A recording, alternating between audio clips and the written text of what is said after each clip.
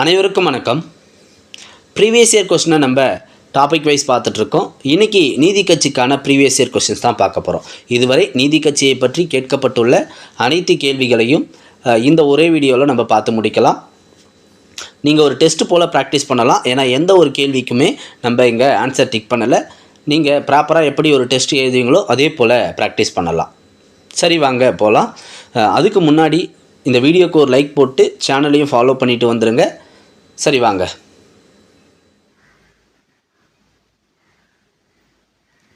முதல் கேள்வி, பின்வரும் அடித்தளங்களை அது தொடர்புடைய பெயர்களோடு சரியாக பொருத்துக. தென்னிந்திய நல உரிமை சங்கம், குடியரசு இதழ், தொழிலாளர் அமைப்புகளின் தோற்றம், சுதந்திர கட்சி. சிங்காரவேலர், ராஜகோபாலாச்சாரி, தந்தை பெரியார், சி. நடேசன். தென்னிந்திய நல உரிமை சங்கம் நடேசன் அவர்களால் தோற்றுவிக்கப்படும். நடேசன் மட்டுமல்ல, டி.எம். நாயர், தியாகராயர் போன்ற சில தலைவர்களால் இந்த தென்னிந்திய நல உரிமை சங்கம் தோற்றுவிக்கப்படும். குடியரசு இதழ் தந்தை பெரியார். குடியரசு இதழ் தந்தை பெரியார் சுயமரியாதை இயக்கத்தை 1925 பெரியார் அவர்கள் தொடங்குவார். இந்த சுயமரியாதை இயக்கத்தோட அஃபிஷியலான இதழ் தான் இந்த குடியரசு. சுயமரியாதை இயக்கத்தோட அஃபிஷியலான இதழ் தான் இந்த குடியரசு. மூன்றாவது, தொழிலாளர் அமைப்புகளின் தோற்றம் சிங்காரவேலர். தொழிலாளர் அமைப்புகளின் தோற்றம் சிங்காரவேலர். சுதந்திர கட்சி ராஜகோபாலாச்சாரி. 1959 ராஜாஜி அவர்கள் இந்த சுதந்திர கட்சியை தொடங்குவார். 4-3-1-2. Answer option C, 4-3-1-2. அடுத்து இரண்டாவது கேள்வி, கூற்று காரணம். நீதி கட்சி கோவில் நிர்வாகத்தை ஒழுங்குபடுத்த முயற்சி செய்தது. காரணம், இந்து அறநிலையத்தில் உள்ள தனிநபர் மற்றும் குழுவில் பொறுப்பில் உள்ளவர்கள் அதிகாரத்தை தவறாக பயன்படுத்துவதை எதிர்க்கிறது. அதாவது அந்த காலகட்டத்தில் கோவில் நிர்வாகத்தில் இருந்த அதிகாரிகள் கோவிலோட சொத்துக்களையும் சரி, கோவிலுக்கு வரக்கூடிய நிதிகளையும் தவறாக முறைகேடாக பயன்படுத்துகிறாங்க. அதை ஒழுங்குபடுத்துவதற்காக தான் நீதி கட்சியானது இந்து அறநிலைத்துறை என்ற ஒரு துறையை கொண்டு வருது. இந்து அறநிலைத்துறையை கொண்டு வருது 1926 இந்து சமய அறநிலைய சட்டம் இயற்றப்பட்டு இந்து அறநிலையத்துறையை கொண்டு வராங்க. கூற்று காரணம் சரியான விளக்கம் தான். கூற்று காரணம் இரண்டும் சரி. அதே போல் காரணம் கூற்றிற்கான சரியான விளக்கம் தான். இந்த அறநிலையத்துறையை நீதி கட்சி தான் கொண்டு வருது. ஏன் கொண்டு வருதுலாம், அதில் நடக்கக்கூடிய முறைகேடுகளை சரி செய்வதற்காக தான் கொண்டு வராங்க. ஓகேங்களா? இப்போ கூற்று காரணம் இரண்டும் உண்மை. காரணம் என்பது கூற்றிற்கான சரியான விளக்கம். அடுத்து மூன்றாவது கேள்வி, 1917 ஸ்பர் டேங்கில் நீதி கட்சி தலைவர்களால் கூட்டம் ஒன்று கூட்டப்பட்டது. அந்த கூட்டத்தின் நோக்கம். 1917 ஸ்பர் டேங்கில் நீதி கட்சி தலைவர்களால் கூட்டம் ஒன்று கூட்டப்பட்டது. அந்த கூட்டத்தின் நோக்கம். இந்த இடம் சென்னை எழும்பூரில் இருக்குது. சென்னை எழும்பூரில் தான் இந்த கூட்டம் கூட்டப்படுது. ஸ்பர் டேங்கில் எதற்காக கூட்டப்பட்டது, அதனுடைய நோக்கம் கேட்குறாங்க. பஞ்சமர்களின் நலனுக்காக தான் கூட்டப்படுது. அடுத்து நான்காவது கேள்வி, ராவ் பகதூர் சர்தார் பன்னீர்செல்வம் எந்த கட்சியின் தலைவராக இருந்தார்? அதற்கு முன்பு ஆளுநர் எர்ஸ்கினின் நிர்வாக குழுவில் பணியாற்றினார்.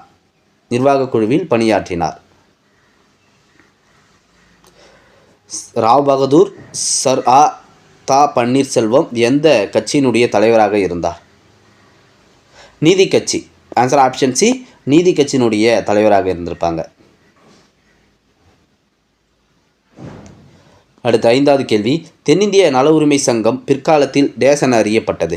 தென்னிந்திய நல உரிமை சங்கம் பிற்காலத்தில் டேஸ் என அறியப்பட்டது. நீதி கட்சி. தென்னிந்திய நல உரிமை சங்கம் பிற்காலத்தில் நீதி கட்சி என்று அறியப்படுகிறது. 1916 தென்னிந்திய நல உரிமை சங்கத்தை தொடங்குவாங்க. இந்த கட்சியோட ஆங்கில இதழ் பெயர் ஜஸ்டிஸ். இந்த கட்சியோட ஆங்கில இதழ் ஜஸ்டிஸ். இந்த பெயரால் தான் பிற்காலத்தில் நீதி கட்சி, ஜஸ்டிஸ் பார்ட்டி என்று அறியப்படுகிறது. தமிழில் நீதி கட்சி. ஓகேங்களா? தென்னிந்திய நல உரிமை சங்கம் 1916 தொடங்கப்படுது. அதனுடைய ஆங்கில இதழோட பெயர் தான் ஜஸ்டிஸ், நீதி. ஓகேங்களா? ஜஸ்டிஸ் பார்ட்டி என்று மக்களால் பிரபலமாக அறியப்படுகிறது. அதனுடைய தமிழாக்கம் பெயர் தான் நீதி கட்சி. ஜஸ்டிஸ் பார்ட்டி, நீதி கட்சி என்று பிரபலமாக அறியப்படுகிறது பிற்காலத்தில்.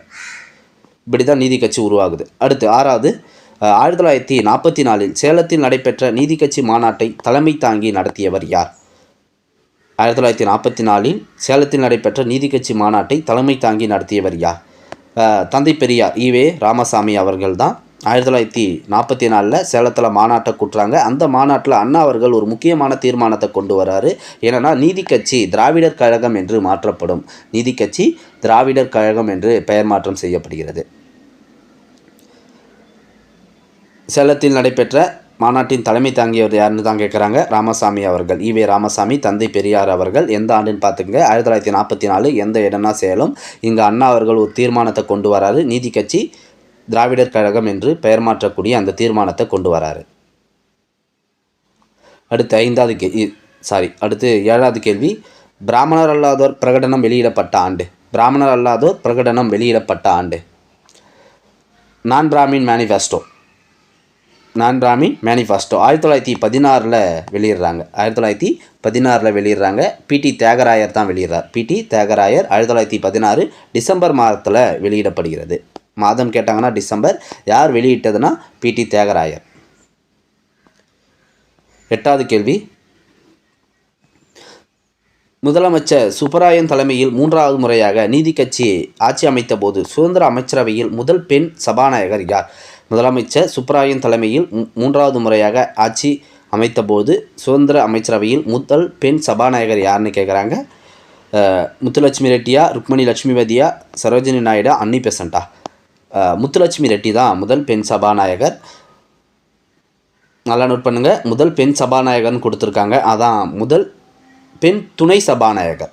முதல் பெண் துணை சபாநாயகர். துணை, ஓகேங்களா?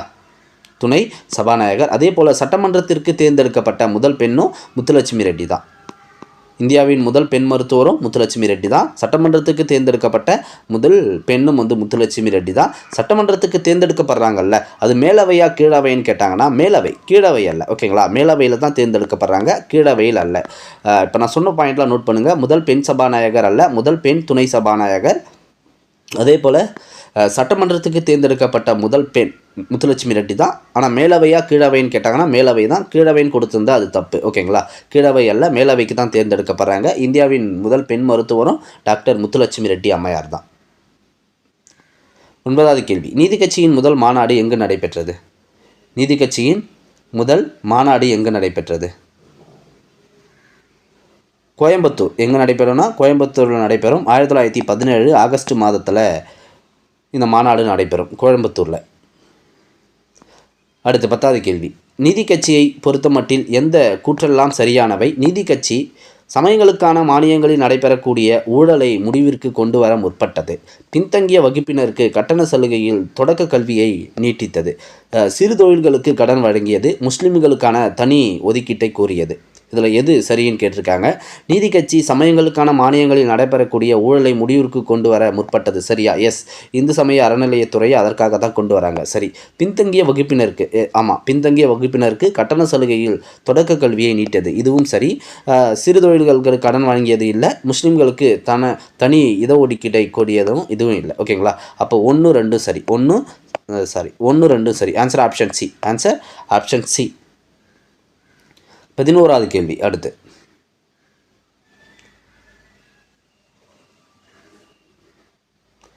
அரசு அதிகாரிகளை தேர்வு செய்ய நீதி கட்சியால் 1924 நிறுவப்பெற்றது. அரசு அதிகாரிகளை தேர்வு செய்ய நீதி கட்சியால் 1924 நிறுவப்பட்டது. பணியாளர் தேர்வாணையம், பொதுப்பணி ஆணையம், பணியாளர் தேர்வு வாரியம், மாநில பணியாளர் ஆளெடுப்பு வாரியம். பணியாளர் தேர்வு வாரியம். பணியாளர் தேர்வு வாரியம்.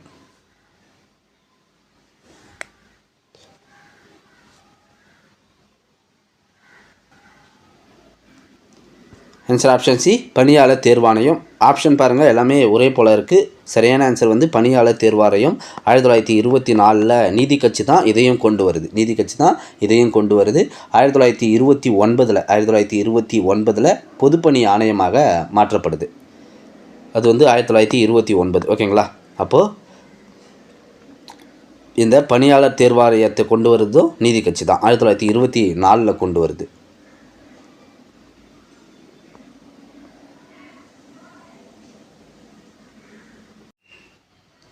12வது கேள்வி, குறைந்தபட்ச கல்வி தகுதியுடைய பிராமணர் அல்லாதவர்களுக்கு வேலைவாய்ப்பு வழங்கப்பட வேண்டும் மற்றும் அனைத்து அரசு பணிகளிலும் நியமிக்கப்பட வேண்டும்.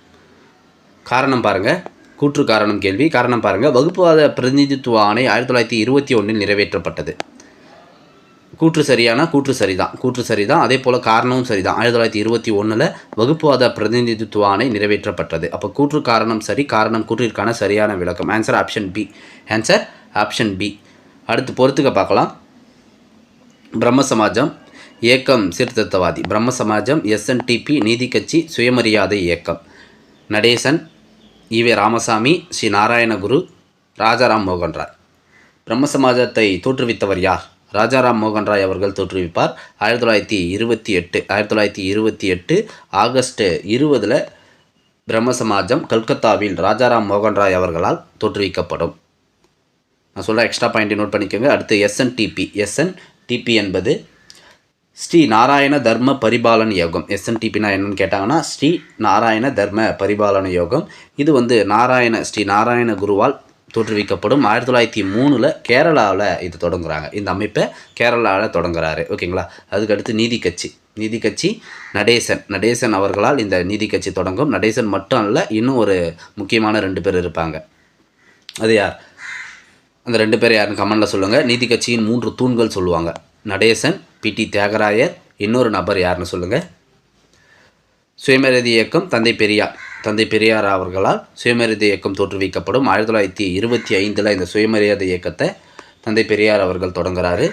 காங்கிரஸ் கட்சியிலிருந்து விலகி தான் இந்த சுயமரியாதை இயக்கத்தை தொடங்குவார். ஏன் காங்கிரஸ் கட்சியிலிருந்து விலகுவார்னா, வகுப்புவாரி பிரதிநிதித்துவ கொள்கைக்கு காங்கிரஸ் ஆதரவு கொடுக்காது. அதனால் காங்கிரஸிலிருந்து விலகி இந்த சுயமரியாதை இயக்கத்தை தந்தை பெரியார் அவர்கள் தொடங்குறாரு. ஓகேங்களா. இப்போ ஆன்சர் என்ன இதுக்கு? 4-3-1-2 4-3-1-2 நீங்கள் ஆன்சர் கொஞ்சம் ஆப்ஷன் கொஞ்சம் சரியாக ஃபார்ம் ஆகலை. Answer option B, 4-3-1-2. அடுத்து 14வது கேள்வி. 1944 ஆண்டு எங்கு நடைபெற்ற மாநாட்டில் நீதி கட்சி என்ற பெயர் திராவிடர் கழகம் என்று மாற்றப்பட்டது? 1944 ஆண்டு எங்கு நடைபெற்ற மாநாட்டில் நீதி கட்சி பெயர் திராவிடர் கழகம் என்று மாற்றப்பட்டது. ஆல்ரெடி சொல்லிட்டேன். எங்கன்னா சேலத்தில் தான் அந்த மாநாடு நடக்கும். அக்யூரேட்டான டேட்டு கேட்டாங்கன்னா 1944 ஆகஸ்ட் 27 தான் அந்த மாநாடு சேலத்தில் நடக்குது. அந்த மாநாட்டில் தான் அண்ணா அவர்கள் ஒரு தீர்மானத்தை கொண்டு வரார். அந்த தீர்மானத்தின்படி தான் நீதி கட்சி திராவிடர் கழகம் என்று பெயர் மாற்றம் செய்யப்படுது. அடுத்து 15வது கேள்வி. தென்னிந்திய நல உரிமை சங்கம் எந்த ஆண்டு உருவாக்கப்பட்டது? 1916 தான் உருவாக்கப்படுது. பெரியார் நீதி கட்சியின் தலைவராக தேர்ந்தெடுக்கப்பட்ட ஆண்டு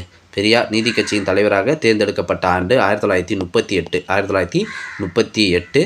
அடுத்த கேள்வி பார்க்கலாம். 17 நீதி கட்சி, சுயமரியாதை இயக்கம், சத்திய சோதக் சமாஜ், ஜோதிராவ் பூலே, சத்ரபதி ஷாகு மகாராஜா, ஈவே ராமசாமி, தந்தை பெரியார், TM நாயர். நீதி கட்சியை தோற்றுவித்தவர் யார்? TM நாயர் தான் நீதி கட்சியை தோற்றுவிக்கிறாரு. அவர் மட்டும் இல்லைங்க, PT தியாகராயர், C நடேசனார், இவங்க எல்லாமே இணைந்து தான் 1916 நீதி கட்சியை தோற்றுவிக்கிறாங்க. ஓகேங்களா. சுயமரியாதை இயக்கம்னாலே தந்தை பெரியார் தான். சுயமரியாதை இயக்கம் தந்தை பெரியார். அப்போ 4-3. ஓகேங்களா. 4-3. அதுக்கடுத்து சத்திய சோதக் இயக்கம் என்பது யாருன்னா சத்ரபதி ஷாகு மகாராஜா. ஜோதிபா பூலேவுடைய கொள்கைகளால் ஈர்க்கப்பட்டவர் தான் இந்த சத்ரபதி ஷாகு மகாராஜா. இவர் தான் இந்த சத்திய சோதக் இயக்கத்தை தொடங்குறார். ஓகே. அடுத்தது சத்திய சோதக் சமாஜ். ரெண்டுத்துக்கு டிஃப்ரெண்ட் இருக்குது. சத்திய சோதக் இயக்கம், இது சத்திய சோதக் சமாஜ்.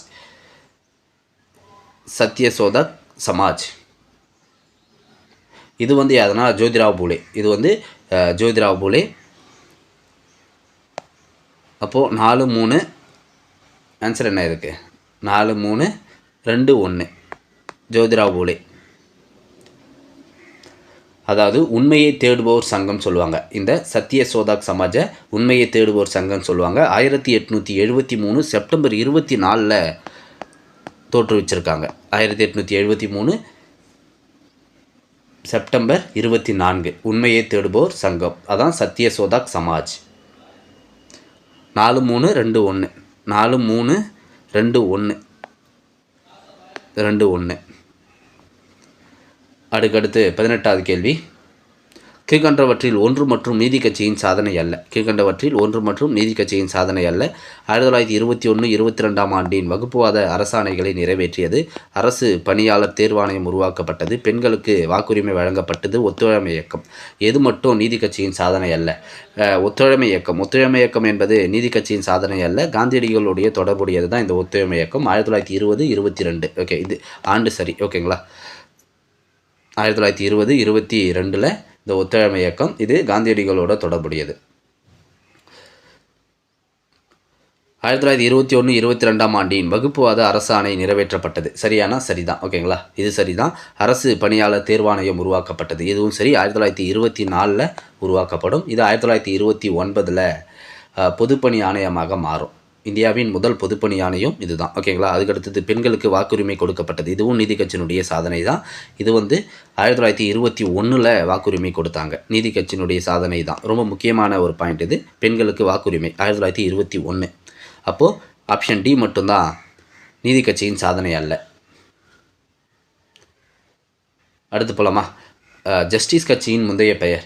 ஜஸ்டிஸ் கட்சியின் முந்தைய பெயர் மதராஸ் மகாஜன சபை, மதராஸ் நேட்டிவ் அசோசியேஷன், தென்னிந்திய விடுதலை கூட்டமைப்பு, திராவிடர் கழகம். ஆன்சர் தென்னிந்திய விடுதலை கூட்டமைப்பு. தென்னிந்திய விடுதலை கூட்டமைப்பு, அதாவது தென்னிந்திய நல உரிமை சங்கம் தான் அப்படி சொல்கிறாங்க. South Indian liberal federation.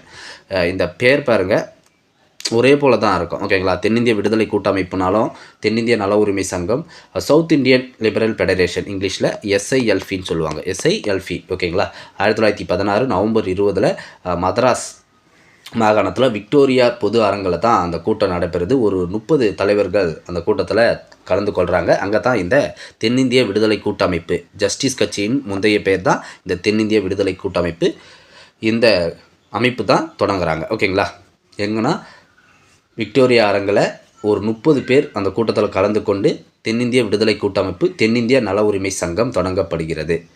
அப்போது ஜஸ்டிஸ் கட்சியோட முந்தைய பெயர் என்னென்னு கேட்டாங்கன்னா இந்த தென்னிந்திய விடுதலை கூட்டமைப்பு, தென்னிந்திய நல உரிமை சங்கம். ஜஸ்டிஸ் கட்சினா நீதி கட்சி. ஜஸ்டிஸ் கட்சினா நீதி கட்சி.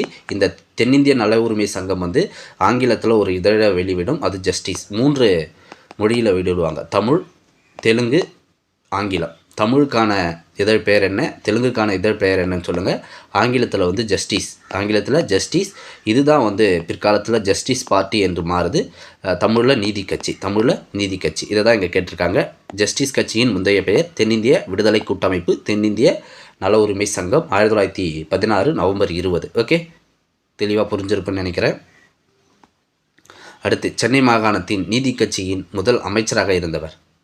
சென்னை மாகாணத்தின் நீதி கட்சியின் முதல் அமைச்சராக இருந்தவர் சுப்புராயலு. யார்? சுப்புராயலு தான் முதல் அமைச்சராக இருந்திருக்காரு. அந்த தேர்தல், அதாவது 1920 இந்த தேர்தலில் தான் 1920 தேர்தலில் 98 மொத்தம் 98 இடங்களில் 63 இடங்களில் நீதி கட்சி வெற்றி பெறுது. நீதி கட்சி வெற்றி பெற்று சுப்புராயலு தலைமையில் முதலமைச்சராக பொறுப்பேற்கிறார். இவர் தலைமையில் அமைச்சரவை அமைக்கப்படுகிறது. அப்போது ஆன்சராக ஆப்ஷன் டி, சுப்புராயலு. எத்தனை இடங்கள் பாருங்கள், 98ல் 63 இடங்கள். இதை நோட் பண்ணிக்கோங்க, ரொம்ப முக்கியம். 1920 தேர்தல்.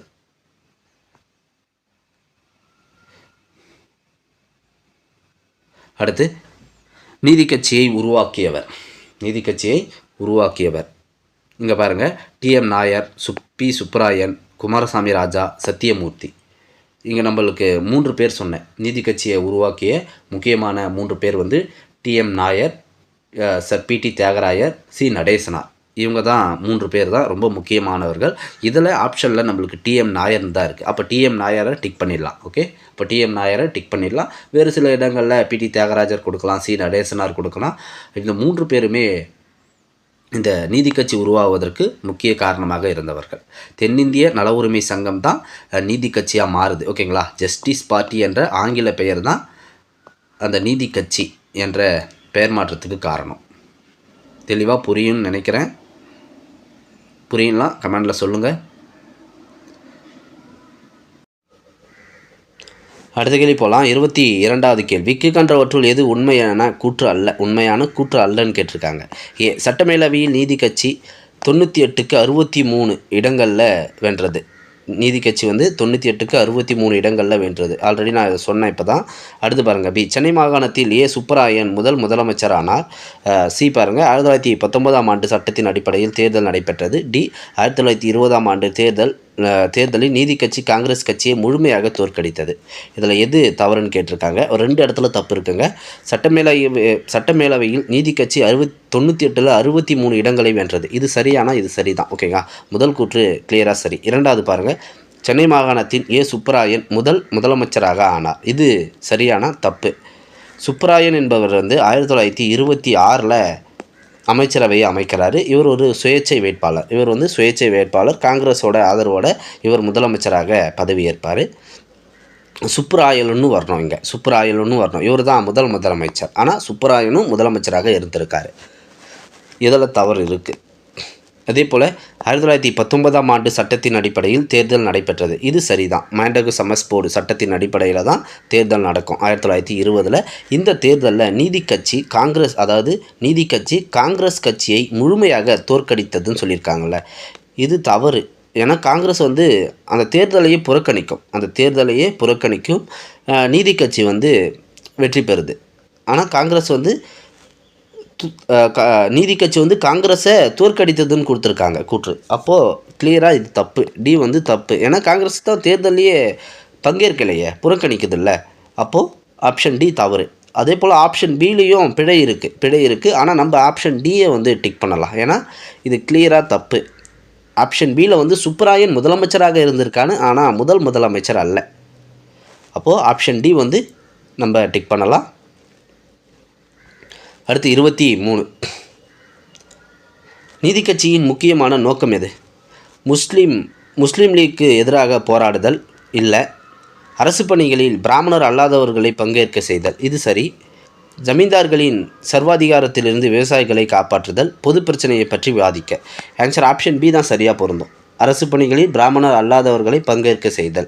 ஏன்னா அந்த காலகட்டத்தில் சென்னை மாகாணத்தில் வந்து பிராமணர் அல்லாதவர்களுடைய சதவீதம் எதுனா 97%. ஆனால் அவங்க அரசு பணிகளில் ரொம்ப சொற்பமான அளவில் தான் இருக்காங்க. பிராமணர் அல்லாதவர்கள் அவங்கள அரசு பணிகளில் அமர்த்துவது தான் நீதி கட்சியினுடைய முக்கிய நோக்கமாகவே இருந்திருக்கு.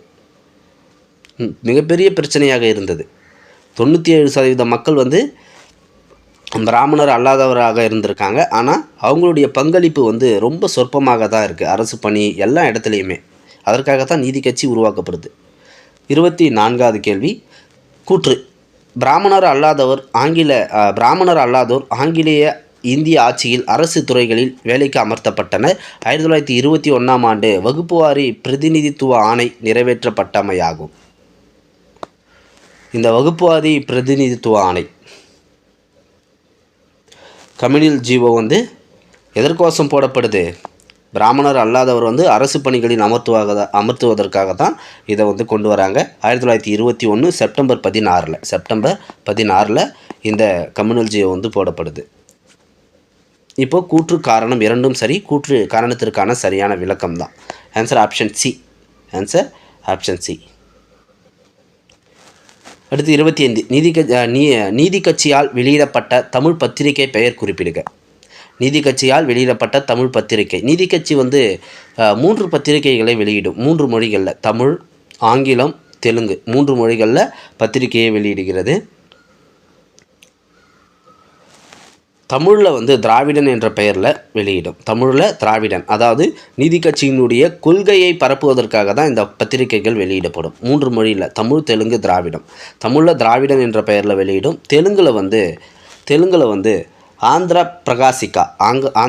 பிரகாசிகா என்ற பெயர்லையும், ஆங்கிலத்தில் ஜஸ்டிஸ் இந்த பெயர் தான் நீதி கட்சியாக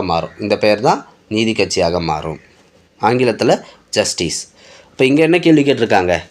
நீதி கட்சியில் வெளியிடப்பட்ட தமிழ் பத்திரிகை எதுன்னு கேட்டிருக்காங்க. தமிழ் பத்திரிகை வந்து திராவிடன். Answer option A.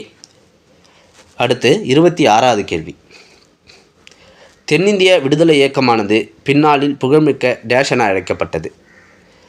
தென்னிந்திய விடுதலை இயக்கம் பின்னாளில் எப்படி அழைக்கப்பட்டது? நீதி கட்சி. தென்னிந்திய விடுதலை இயக்கம் பின்னால் நீதி கட்சி என்று மாறுது.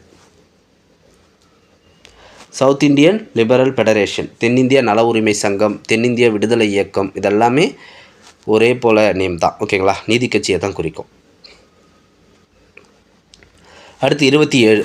பின்வருவனவற்றுள் எந்த அரசியல் கட்சி தமிழகத்தில் ஆரம்ப கல்வியில் இருபாலர் கல்வி முறையை அறிமுகப்படுத்தியது? பாருங்கள், இருபாலர் கல்வி முறை, இதையும் நீதி கட்சி தான் அறிமுகப்படுத்தியிருக்கு.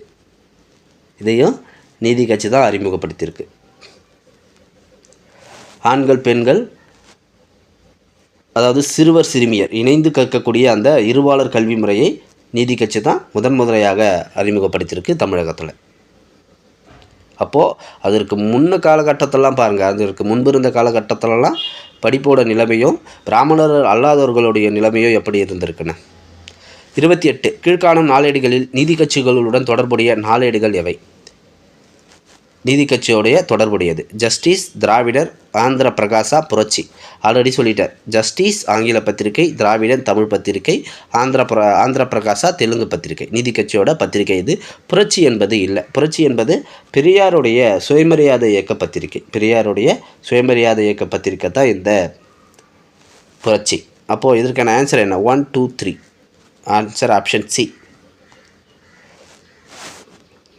அடுத்து 29வது கேள்வி. நீதி கட்சியை பற்றிய பின்வரும் கூற்றுகளில் எது சரியானது என்பதை தேர்ந்தெடுக்கவும். 1. பிராமணர் அல்லாதவர்களின் நலன்களை காக்க ஆகஸ்ட் 17 தென்னிந்திய தாராளவாத கூட்டமைப்பு என்ற கட்சியை ஏற்பாடு செய்தார். 2 பாருங்கள், தென்னிந்திய தாராளவாத கூட்டமைப்பு நீதி கட்சி என்று அறியப்படுகிறது. நீதி கட்சி திராவிட இயக்கத்திற்கு ஒரு முன்னோடியாக கருதப்படுகிறது.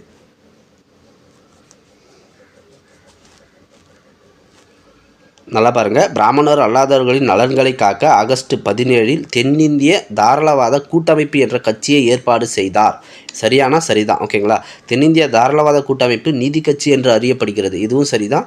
நீதி கட்சி திராவிட இயக்கத்திற்கு ஒரு முன்னோடியாக கருதப்படுகிறது. எஸ், இதுவும் சரிதான். 3 கூற்றுகளுமே சரிதான். 1, 2, 3 மூன்றுமே சரிதான். அடுத்து 30. நீதி கட்சி சென்னை மாகாணத்தில் ஆட்சியில் இருந்த காலம். 13 ஆண்டுகள். எத்தனை ஆண்டுகள்? 13 ஆண்டுகள். 1920 தொடங்கி 1937 வரை நீதி கட்சி இருக்கும். ஆனால் இடையில் ஒரு 4 ஆண்டுகள் சுயேட்சை வேட்பாளர் சுப்பராயன், அதுபோல் இன்னும் சில ஆட்சிகள் நடக்கும். கிளியராக 13 ஆண்டுகள். ஓகேங்களா, கிளியராக சொல்லணும்னா 1920 26, அதே போல் 1930 37 இடையில் வேறு சில அமைச்சரவை அமைக்கப்படும். சுப்பராயன் தலைமையில் ஒரு அமைச்சரவை அமைக்கப்படும். அப்போ நம்மளுக்கு தேவை 13 ஆண்டுகள். Answer option B. அதே கேள்வி தான். தமிழ்நாட்டில் நீதி கட்சி எத்தனை ஆண்டுகள் ஆட்சி அமைத்தது? 13 ஆண்டுகள்.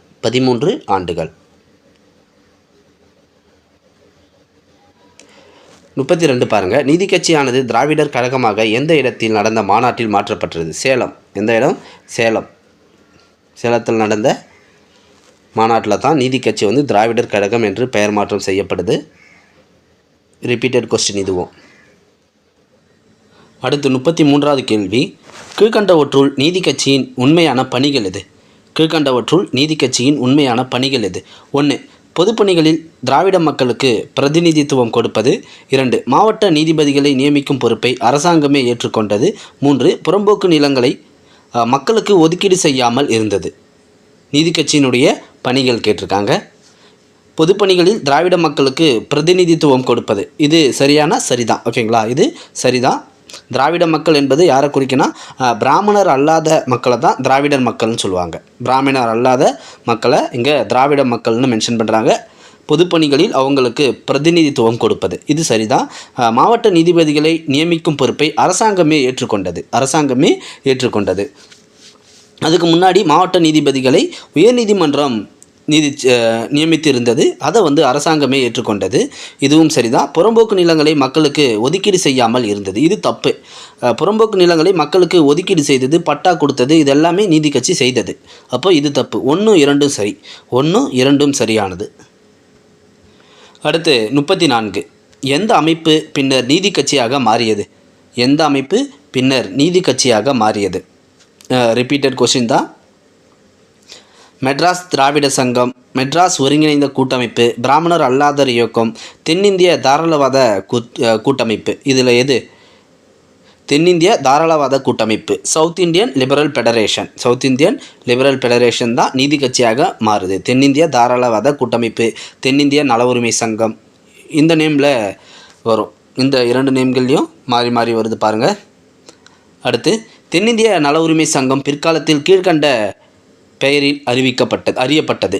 தென்னிந்திய நல உரிமை சங்கம் பிற்காலத்தில் கீழ்கண்ட பெயரில் அறியப்பட்டது. அடுத்து 33. கீழ்கண்டவற்றுள் நீதி கட்சியின் உண்மையான பணிகள் எது? 1. பொதுப்பணிகளில் திராவிட மக்களுக்கு பிரதிநிதித்துவம் கொடுப்பது. 2. மாவட்ட நீதிபதிகளை நியமிக்கும் பொறுப்பை அரசாங்கமே ஏற்றுக்கொண்டது. 3. புறம்போக்கு நிலங்களை மக்களுக்கு ஒதுக்கீடு செய்யாமல் இருந்தது. நீதி கட்சியினுடைய பணிகள் கேட்டிருக்காங்க. பொதுப்பணிகளில் திராவிட மக்களுக்கு பிரதிநிதித்துவம் கொடுப்பது, இது சரிதான். இது சரிதான். இங்கே திராவிட மக்கள் என்பது யாரை குறிக்கினா, பிராமணர் அல்லாத மக்களை தான் திராவிடர் மக்கள்னு இங்கே மென்ஷன் பண்ணுறாங்க. 2 பாருங்கள், மாவட்ட நீதிபதிகளை நியமிக்கும் பொறுப்பை அரசாங்கமே ஏற்றுக்கொண்டது, இது சரிதான். அதற்கு முன்னாடி மாவட்ட நீதிபதிகளை உயர்நீதிமன்ற நியமிச்சிருந்தது. உயர்நீதிமன்றம் தான் நியமிக்கின்ற அதிகாரத்தை பெற்றிருந்தது. இதை அரசாங்கமே ஏற்றுக்கொண்டது, இதுவும் சரி. புறம்போக்கு நிலங்களை மக்களுக்கு ஒதுக்கீடு செய்யாமல் இருந்ததுன்னு கொடுத்துருக்காங்க, இது தப்பு. ஒதுக்கீடு செய்தது, அவங்களுக்கு பட்டா வழங்கியது, அதே போல் நிலங்களையும் ஒதுக்கீடு செய்தது. அப்போது 1, 2 சரி, 1, 2 சரி. 34. எந்த அமைப்பு பின்னர் நீதி கட்சியாக மாறியது? ஆப்ஷன்: மெட்ராஸ் திராவிட சங்கம், மெட்ராஸ் திராவிடன் அசோசியேஷன், மெட்ராஸ் ஒருங்கிணைந்த கூட்டணி, பிராமணர் அல்லாதோர் இயக்கம், தென்னிந்திய தாராளவாத கூட்டமைப்பு. இதில் எது சரி? தென்னிந்திய தாராளவாத கூட்டமைப்பு, இதுதான் சரி. ஆன்சர் ஆப்ஷன் டி என்பது சரி. South Indian liberal federation, south Indian liberal federation, அதே போல் தென்னிந்திய நல உரிமை சங்கம், இந்த வார்த்தையும் பயன்படுத்துகிறாங்க. 35 பாருங்கள், தென்னிந்திய நல உரிமை சங்கம் பிற்காலத்தில் கீழ்கண்ட பெயரில் அறியப்பட்டது. நீதி கட்சி, இப்போ தான் பார்த்தோம், ஓகேங்களா? நீதி கட்சி ரிப்பீட்டடாக இந்த கொஸ்டின் வந்துகிட்டே இருக்குது பாருங்கள். தென்னிந்திய நல உரிமை சங்கம் பிற்காலத்தில் நீதி கட்சி என்று அறியப்பட்டது. அடுத்து 36. திராவிட நாடு எந்த கட்சியின் இதழாக இருந்தது? திராவிட நாடு எந்த கட்சியின் இதழாக இருந்தது? நீதி கட்சி, நீதி கட்சியினுடைய இதழ் தான் திராவிட நாடு.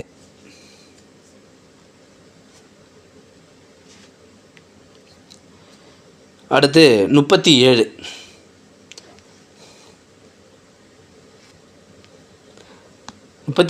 நீதி கட்சியின் முதல் மாநாடு நடைபெற்ற இடம். நீதி கட்சியின் முதல் மாநாடு நடைபெற்ற இடம் கோயம்புத்தூரில் தான் முதல் மாநாடு நடைபெற்றது. 38. கூற்று காரணம். நீதி கட்சி பிராமணர் அல்லாதோருக்கான வகுப்பு வாரி பிரதிநிதித்துவத்தை வேண்டியது, இது சரிதான்.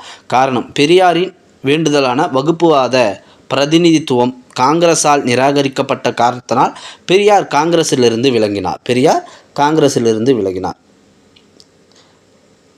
ஆன்சர் பாருங்கள், கூற்று காரணம் இரண்டும் சரி. அதே போல் காரணம் கூற்றிற்கான சரியான விளக்கம் தான். நீதி கட்சி பிராமணர் அல்லாதோருக்கான வகுப்புவாரி பிரதிநிதித்துவத்தை கேட்டது. பெரியார் வகுப்புவாத பிரதிநிதித்துவத்தால் காங்கிரஸிலிருந்து விலகிறார். ஏன்னா அவங்க பெரியார் காங்கிரஸிடம் கேட்பார், அவங்க ஆதரவு தரமாட்டுறாங்க, அதனால் விலகிறார். இதெல்லாம் நான் முதல்ல உங்களுக்கு சொன்னேன். கூற்று காரணம் இரண்டும் சரி, காரணம் கூற்றிற்கான சரியான விளக்கம். Answer option K. அடுத்து 39. இந்து சமய அறக்கட்டளை சட்டம் முதலில் இந்த கட்சியின் ஆட்சி காலத்தில் இயற்றப்பட்டது.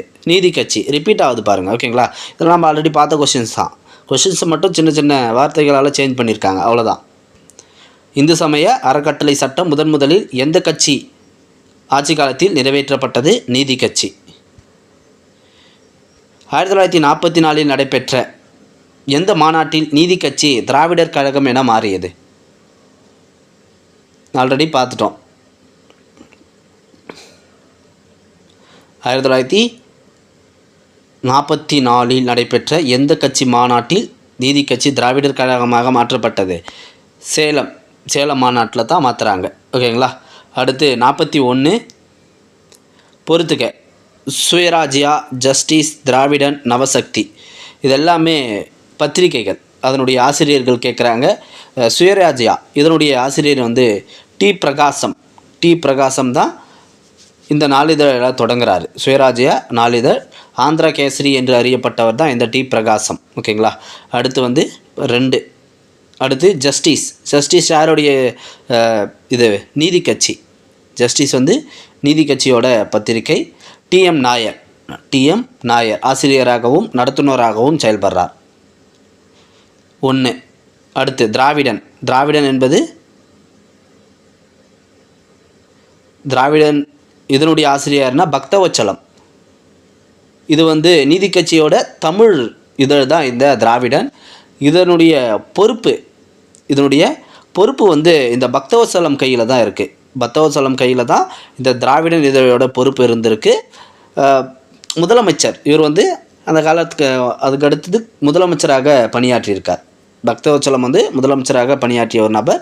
இவர் கையில் தான் இந்த திராவிடன் இந்த இதழோட பொறுப்பு இருந்திருக்கு. ஓகேங்களா. அப்போ திராவிடன் என்பது இங்கே பக்தவச்சலத்தோடு நம்ம பொருத்தி பார்க்கணும். ஆனால் நீதி கட்சியோட இதழ் தான் ஜஸ்டிஸும் நீதி கட்சியோட இதழ் தான். ஜஸ்டிஸ் வந்து டிஎம் நாயர் இவருடைய கையில் தான் இந்த ஜஸ்டிஸ் இதை நடத்தக்கூடிய பொறுப்பும் அதனுடைய ஆசிரியராகவும் இருந்திருக்காரு. திராவிடன் என்பது பக்தவச்சலம் இவர் தான் இதனுடைய பொறுப்பாளராக இருந்திருக்காரு. நவசக்தி என்பது திருவிக்காவுடைய இதழ். அப்போ 2, 1, 4, 3. ஓகேங்களா. Answer option C. இங்கே பொறுத்துக்கலாம் சரியான கொஷின் ஃபார்ம் இல்லை. 2, 1, 4, 3 ஆன்சர் டிக் பண்ணிக்கோங்க. அடுத்து 42. 1916ஆம் ஆண்டு தென்னிந்திய மக்கள் கழகம் எவ்வாறு பின்னர் அழைக்கப்பட்டது? நீதி கட்சி. 1916ஆம் ஆண்டு தென்னிந்திய மக்கள் கழகம், அதாவது தென்னிந்திய நல உரிமை சங்கம், அதை தான் அப்படி சொல்கிறாங்க, நீதி கட்சி என்று அழைக்கப்பட்டது. 43. எந்த அரசியல் குழு நீதி கட்சியாக மாறியது? எனக்கு தெரிஞ்சு இந்த கேள்வியே ஒரு 6-7 டைம் கேட்டாங்க போல். நம்ம பார்த்துட்டு வந்ததுலேருந்தே ஒரு 6-7 டைம் இந்த கேள்வியை நம்ம ரிப்பீட்டடாக பார்த்துட்ருக்கோம். ஆனால் கொஸ்டினோட ஃபார்மிங் மொத்தம் மாறிட்டே இருக்குது. எந்த அரசியல் குழு நீதி கட்சியாக மாறியது? Home Rule League, Home Rule Movement, South Indian Liberation Front, South Indian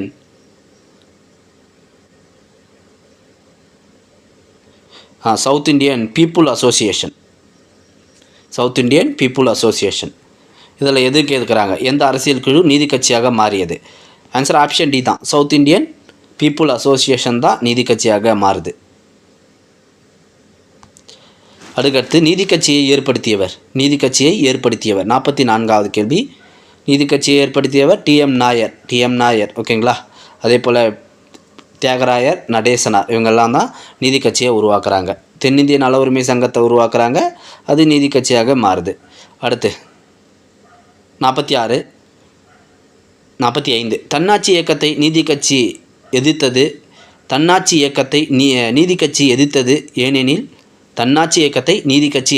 ஏனெனில் அது பிராமணர் இயக்கமாக இருந்தது. அது ஒரு ஆங்கில ஆதரவு இயக்கம். அது ஒரு சாதிவாரி இடஒதுக்கீடு ஆதரவு இயக்கம். அது அடிப்படையில் ஒரு வட இந்திய இயக்கம். எதற்காக எதிர்த்தது? பிராமணர் இயக்கமாக இருந்தது. அது ஒரு பிராமணர் இயக்கமாக இருந்தது. அதனால தான் நீதி கட்சி எதிர்த்தது. Answer option A. ஏன்னா எல்லா இடத்துலையும் பிராமணர்களுடைய ஆதிக்கமாக தான் இருக்குது. அதை எதிர்த்து உருவாக்கப்பட்டது தான் நீதி கட்சி. பிராமணர் அல்லாதவருக்காக உருவாக்கப்பட்டது தான் நீதி கட்சி. அடுத்து 46. முதலாக எந்த ஆண்டு நீதி கட்சி பெரும்பான்மை வெற்றி பெற்று மந்திரி சபையை அமைத்தது? 1920 தான் நீதி கட்சி முதன்முறையாக வெற்றி பெறுது. சுப்புராயலு ரெட்டியார் தான் மந்திரி சபையை அமைக்கிறார். Answer option B. சரிங்க. நீதி கட்சிக்கான கொஷின்ஸ்லாம் நம்ம பார்த்துருக்கோம். இதுவரை நீதி கட்சி பற்றி கேட்கப்பட்டுள்ள அனைத்து கேள்விகளையும் பார்த்துருக்கோம். கண்டிப்பாக உங்களுக்கு பயனுள்ளதாக இருக்கும்னு நினைக்கிறேன். உங்களுக்கு எதனா டவுட்ஸ் இருந்தால் கமெண்டில் சொல்லலாம், நாங்கள் ரிப்ளை பண்ணுவோம். அதே போல் இது போன்ற அடுத்தடுத்த வீடியோவுக்கு எங்கள் சேனல் லைக் பண்ணி சப்ஸ்கிரைப் பண்ணி சப்போர்ட் பண்ணுங்கள். அடுத்த பதிவில் பார்க்கலாம். நன்றி.